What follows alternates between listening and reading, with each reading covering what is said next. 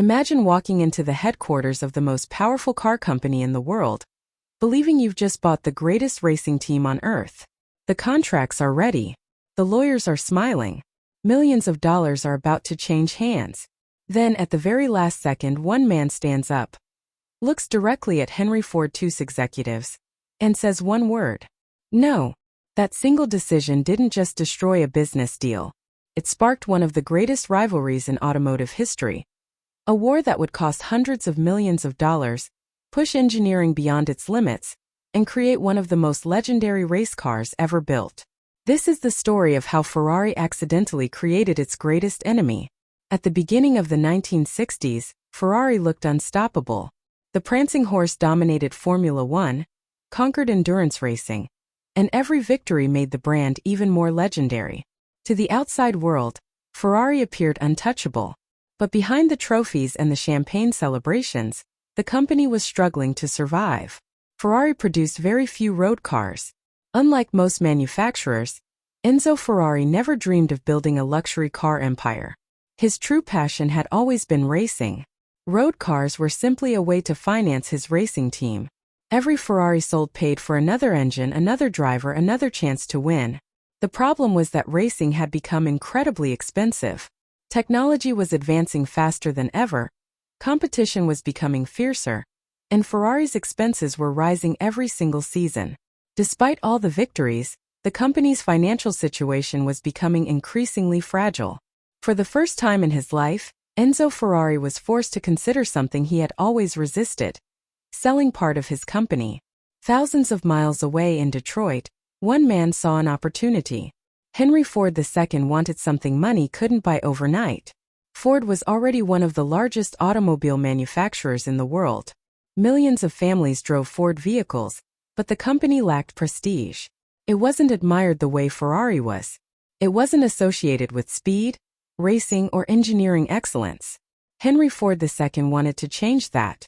Rather than spending years building a racing dynasty from scratch, Ford came up with what seemed like the perfect solution: buy Ferrari. In 1963, secret negotiations began. Ford sent lawyers, accountants, and executives to Italy. They examined Ferrari's finances, inspected the factories, and prepared one of the most ambitious acquisitions in automotive history. After months of negotiations, the deal was nearly complete. Everything was ready, until Enzo Ferrari reached one particular page of the contract. According to Ford's proposal, the American company would have the final authority over Ferrari's racing operations. For almost anyone else, it would have been a reasonable business condition. For Enzo Ferrari, it was unforgivable. Scuderia Ferrari wasn't just another department of his company. It was his life's work, his identity, his obsession. The idea that American executives could tell him how to run his racing team was something he simply could not accept. Without hesitation, Enzo Ferrari closed the contract, stood up, and walked away. Months of negotiations ended in a matter of seconds. Ford's executives returned to Detroit empty-handed. When Henry Ford II learned what had happened, he was furious. According to several accounts, he gave one unforgettable order: if we can't buy Ferrari, we'll beat Ferrari. It wasn't just a promise. It became a mission. Ford wasn't interested in winning a few races. They wanted to destroy Ferrari where it mattered most: the 24 hours of Le Mans. At the time, Ferrari had dominated the legendary endurance race for years. Winning Le Mans wasn't simply about speed.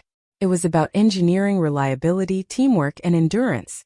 Every victory reinforced Ferrari's reputation as the greatest racing manufacturer in the world. Ford wanted to end that dominance once and for all. Money stopped being a limitation.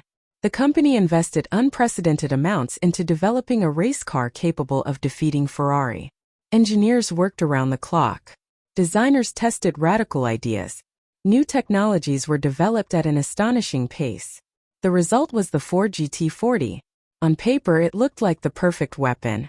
Reality proved otherwise. The first GT40s were plagued with problems. Engines overheated. Gearboxes failed. Aerodynamics created instability at high speeds. Cars retired from races one after another. Millions of dollars had been spent, yet Ferrari continued to win. Most companies would have accepted defeat. Ford refused. Instead of slowing down, they invested even more. Then they made one of the smartest decisions in the project's history. They brought in Carroll Shelby.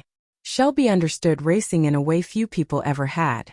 He transformed the GT40 into a machine capable of surviving 24 brutal hours at Le Mans. Larger engines, improved suspension, better reliability, and countless refinements turned a disappointing prototype into one of the greatest race cars ever built. Finally, the moment arrived. Le Mans 1966. Ferrari entered the race expecting another victory. Instead, disaster unfolded. One Ferrari after another encountered mechanical failures. Meanwhile, the Ford GT40S kept pushing forward. Hour after hour. Lap after lap. By the end of the race, history had changed forever. Ford had done what almost everyone believed was impossible. They had defeated Ferrari. Not through luck. Not because Ferrari had become weak, but because Ford had transformed revenge into engineering excellence. As the race came to an end, Ford attempted something spectacular. 3 GT40s approached the finish line side by side, creating what would become one of the most iconic photographs in motorsport history. It was meant to symbolize complete domination. Yet even that moment carried unexpected controversy.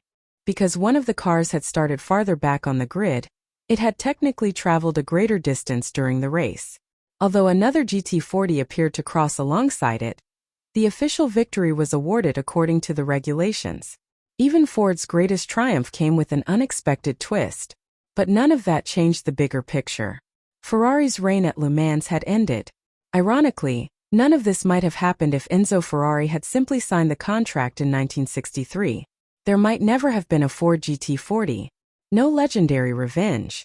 No rivalry that would inspire books, documentaries, and Hollywood movies for decades. One decision changed everything. One refusal rewrote automotive history. Sometimes history isn't shaped by the people who say yes. It's shaped by the people who have the courage to say no. In trying to protect Ferrari's independence, Enzo Ferrari unknowingly created the only rival willing to spend whatever it took to defeat him. And that decision gave the world one of the greatest rivalries motorsport has ever seen.